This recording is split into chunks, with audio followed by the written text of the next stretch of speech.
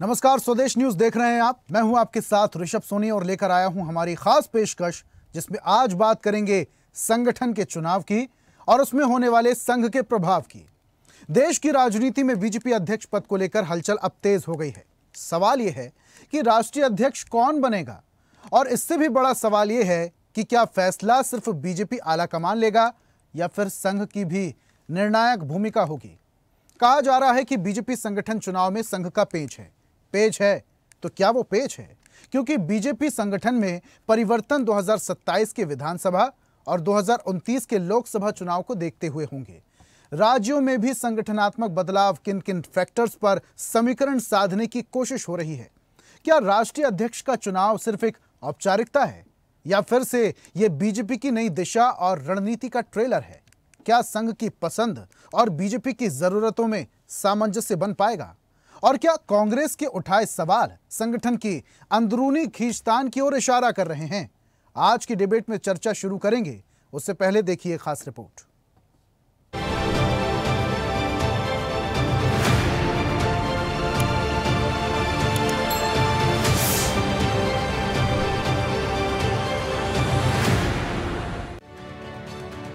BJP का राष्ट्रीय अध्यक्ष कौन बनेगा, इस पर सस्पेंस बरकरार है।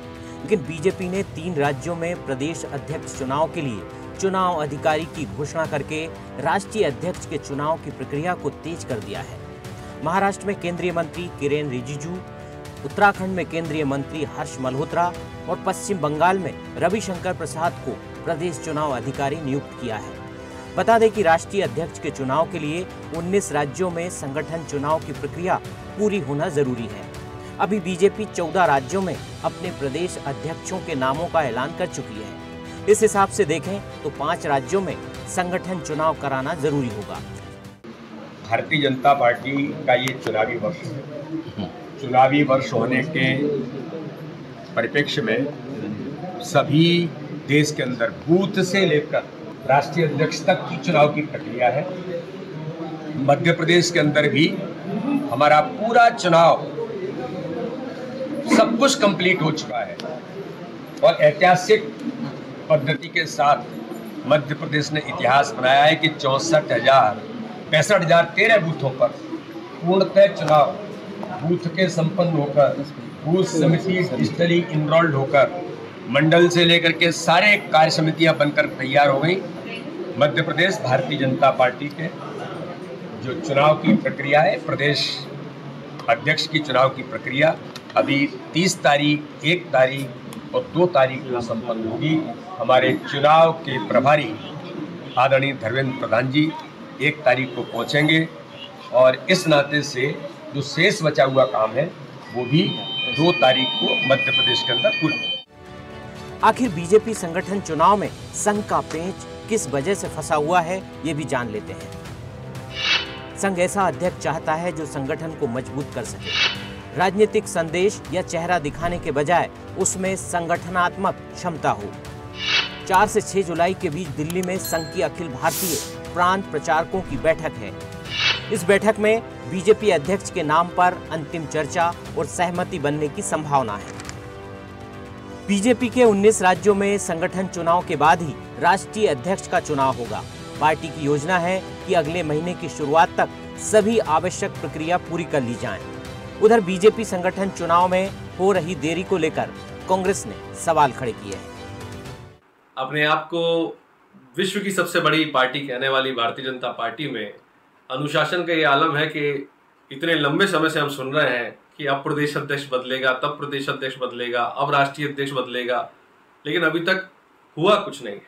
असल में अब ये पार्टी अटल बिहारी वाजपेयी जी के ज़माने की वो पार्टी नहीं है जिसमें योग्यता कोई पैमाना हो।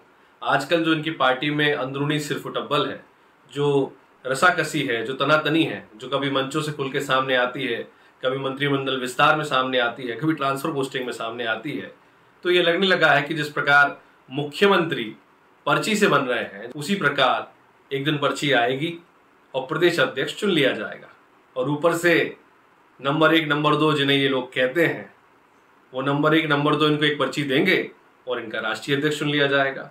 तो कांग्रेस की कोई खासी रुचि नहीं है कि इनके यहाँ कौन बनता है कौन नहीं बनता, लेकिन ये भाजपा के कर्मठ और ऊर्जावान वो कार्यकर्ता, वो नौजवान जो संघर्षशील हैं उस पार्टी में, उनके साथ जरूर कुठाराघात है कि पर्ची सिस्टम से योग्यता भाजपा में अब कोई पैमाना नहीं रह गया। बीजेपी में सिर्फ राष्ट्रीय स्तर पर ही नहीं, राज्यों में भी नेतृत्व परिवर्तन पर तैयारी चल रही है। उत्तर प्रदेश अध्यक्ष पद पर ओबीसी और दलित चेहरे पर मंथन चल रहा है।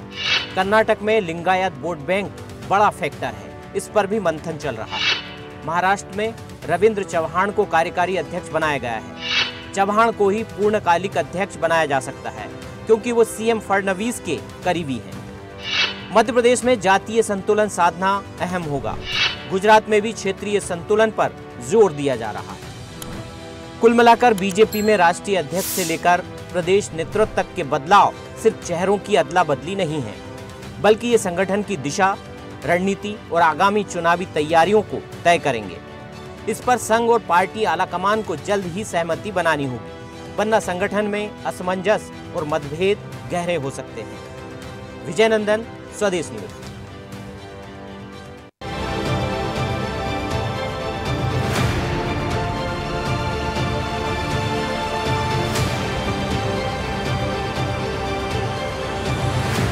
और ऐसी ही ताजा खबरों के लिए लाइक, फॉलो और यूट्यूब पर सब्सक्राइब कर बेल आइकन जरूर दबाइए और हर अपडेट के लिए विजिट कीजिए स्वदेशलाइव.com।